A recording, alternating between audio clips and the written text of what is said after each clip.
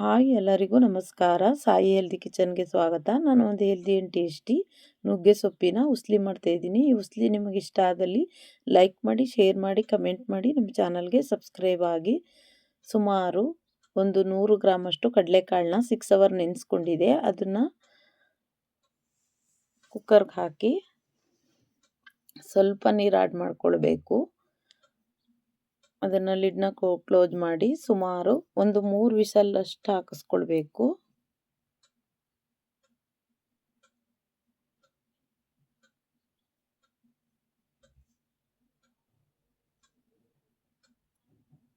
ಇವಾಗ ಇದನ್ನು ಕಂಪ್ಲೀಟಾಗಿ ತಣ್ಣಗಾಗಕ್ಕೆ ಬಿಡಬೇಕು. ಇವಾಗ ಸ್ವಲ್ಪ ಕುಕ್ಕಿಂಗ್ ಆಯಿಲ್ ಹಾಕ್ಕೊಳ್ತಿದ್ದೀನಿ. ಯಾವತ್ತೂ ಯಾವುದೇ ಉಸ್ಲಿ ಮಾಡೋದಾಗಲಿ ನೀವು ಕಡಿಮೆ ಕುಕ್ಕಿಂಗ್ ಆಯಿಲ್ನ ಬಳಸಬೇಕು.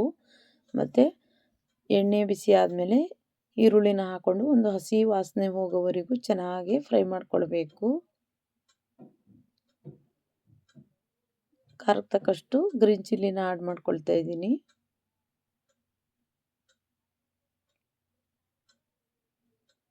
ಇವಾಗ ಬೇಯಿಸಿದ ಕಡಲೆಕಾಳನ್ನ ತಗೊಳ್ತಾ ಇದ್ದೀನಿ.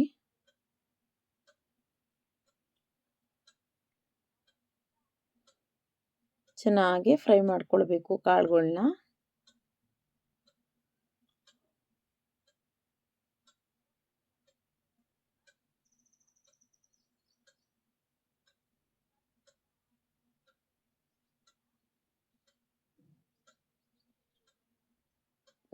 ನೋಡಿ, ಸುಮಾರು 1 ಕಟ್ಟಷ್ಟು ನುಗ್ಗೆ ಸೊಪ್ಪನ್ನ ತಗೊಂಡಿದ್ದೀನಿ.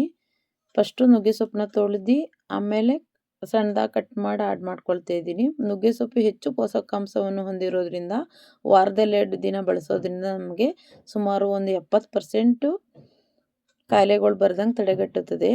ಇದರಲ್ಲಿ ಹೆಚ್ಚು ಕಬ್ಬಿಣದಂಶ, ಮೆಗ್ನೀಷಿಯಂ ಮತ್ತು ಪೊಟ್ಯಾಷಿಯಂ ಎಲ್ಲ ಹೇರಳವಾಗಿರೋದ್ರಿಂದ, ವಿಟಮಿನ್ ಸಿನೂ ಕೂಡ ಹೇರಳವಾಗಿ ಇರೋದ್ರಿಂದ ಮತ್ತು ರಕ್ತದಲ್ಲಿ ಸಕ್ಕರೆ ಅಂಶ ಹೆಚ್ಚಾಗೋದನ್ನು ಕೂಡ ತಡೆಗಟ್ಟುತ್ತದೆ. ಮತ್ತು ಬ್ಯಾಡ್ ಕೊಲೆಸ್ಟ್ರಾಲ್ ರಿಮೂವ್ ಆಗುತ್ತೆ. ನಮಗೆ ಹೃದಯದ ಆರೋಗ್ಯನೂ ಕೂಡ ಹೆಚ್ಚಾಗುತ್ತೆ. ವಾರದಲ್ಲಿ 2 ದಿನ ಮಾತ್ರ ಈ ಥರ ಉಸ್ಲಿ ಥರ ಬಳಸಿ.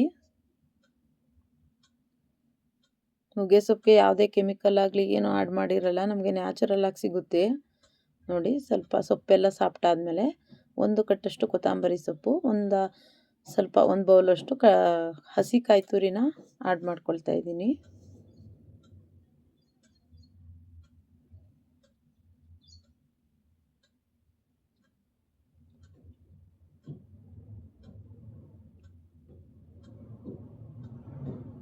ನಾನು ಈ ಉಸ್ಲಿನ ಚಪಾತಿಗೆ ಮಾಡಿದೆ. ತುಂಬ ಟೇಸ್ಟಿಯಾಗಿರುತ್ತೆ. ನೀವು ಹಾಗೆ ಕೂಡ ತಿನ್ಬೋದು. ಒಂಚೂರು ಕೈ ಆಗಿರಲ್ಲ, ಅಷ್ಟು ಟೇಸ್ಟಿಯಾಗಿರುತ್ತೆ. ರುಚಿಗೆ ತಕ್ಕಷ್ಟು ಉಪ್ಪನ್ನ ಸೇರಿಸ್ಕೊಳ್ತಾ ಇದ್ದೀನಿ.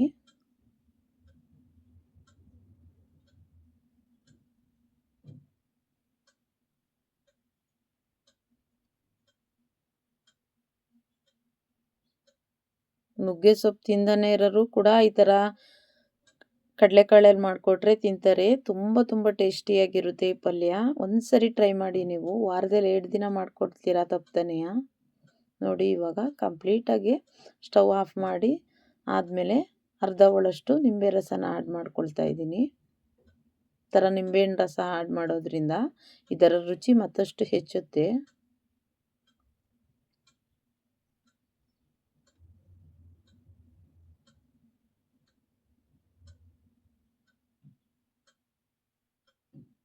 ನೋಡಿ, ಎಷ್ಟು ಹೆಲ್ದಿ ಆ್ಯಂಡ್ ಟೇಸ್ಟಿ ನುಗ್ಗೆ ಸೊಪ್ಪನ್ನ ಉಸ್ಲಿ ರೆಡಿ ಆಯಿತು.